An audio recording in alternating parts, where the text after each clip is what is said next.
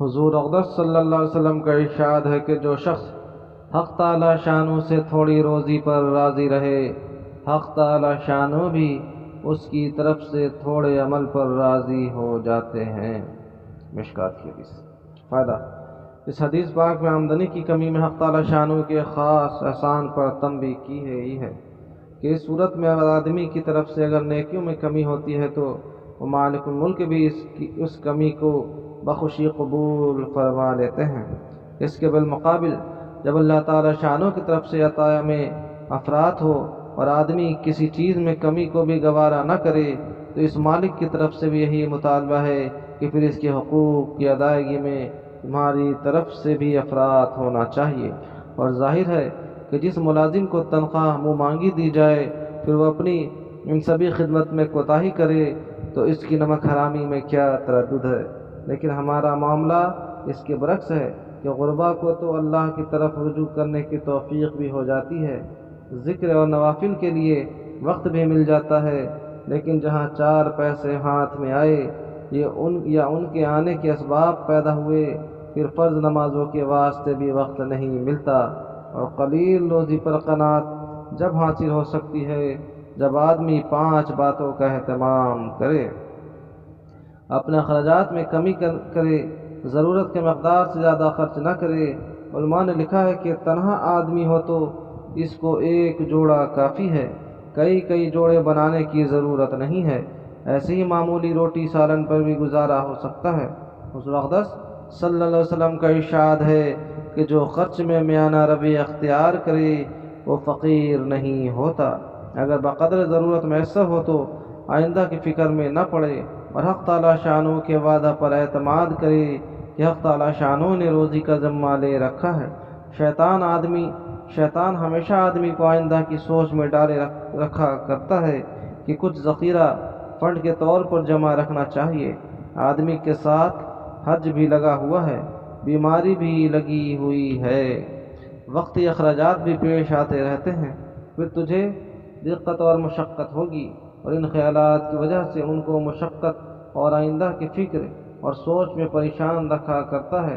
اور پھر آدمی کا مذاق اڑایا کرتا ہے کہ یہ بے وقوف آئندہ کی تکلیف کے ڈر سے جو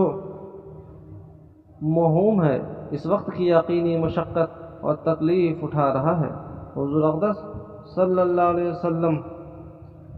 نے حضرت عبداللہ بن مسعود رضی اللہ عنہ سے ارشاد فرمایا کہ اپنے اوپر زیادہ غم سوار نہ کرو، جو مقدر ہے وہ ہو کر رہے گا، اور جتنی روزی تمہاری ہے وہ آ کر رہے گی۔ حضور صلی اللہ علیہ وسلم کا ارشاد ہے کہ حق تعالی شان اپنے مومن بندہ کو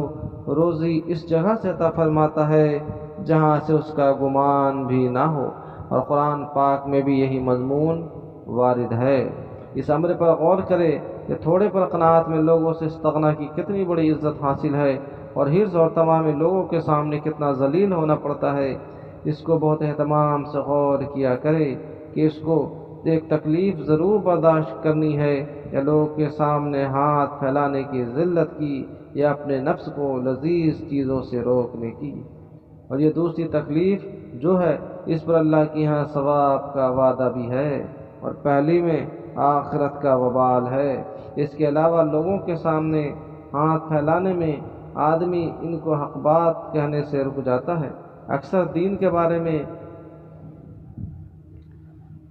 مدامنت کرنی پڑتی ہے۔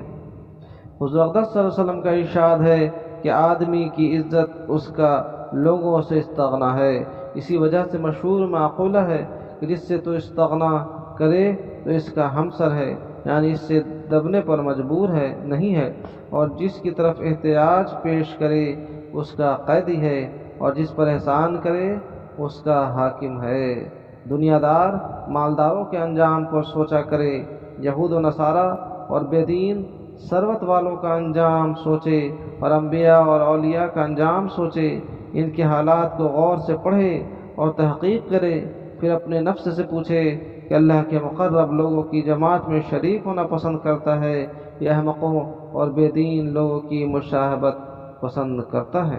مال کے زیادہ ہونے میں جو خطرات پہلے بیان ہو چکے ہیں ان پر غور کیا کرے کہ کتنے مصائب ان کے ساتھ ہیں۔ جب آدمی ان پانچوں کو غور کرتا رہے گا تو تھوڑے پر قناعت آسان ہو جائے گی۔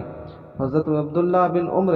رضی اللہ عنہما حضور اقدس صلی اللہ علیہ وسلم کا ارشاد نقل کرتے ہیں کہ وہ شخص فلاح کو پہنچ گیا جو مسلمان ہوا اور تھوڑی روزی دیا گیا ہو اور اللہ تعالیٰ شانوں نے اس کو اسی پر قناعت عطا فرما رکھی ہو۔ حضرت فضالہ بن عبید رضی اللہ عنہ حضور اقدس صلی اللہ علیہ وسلم کا ارشاد نقل کرتے ہیں کہ مبارک ہے وہ شخص جس کو اسلام لانے کی توفیق ہو گئی ہو، اس کی آمدنی بقدر ضرورت ہو اور اس پر وہ قانع ہو۔ حضرت ابو درداء رضی اللہ عنہ حضور اقدس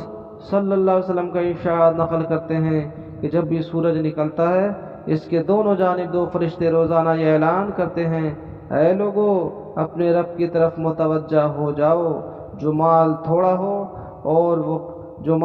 ہو اور وہ کفایت کر جائے وہ بہتر ہے اس کثیر مال سے جو اللہ تعالی شانوں کے علاوہ دوسری طرف مشغول کرے۔ اللہ تعالی ہم لوگوں کو کہنے سننے سے زیادہ عمل کی توفیق عطا فرمائے۔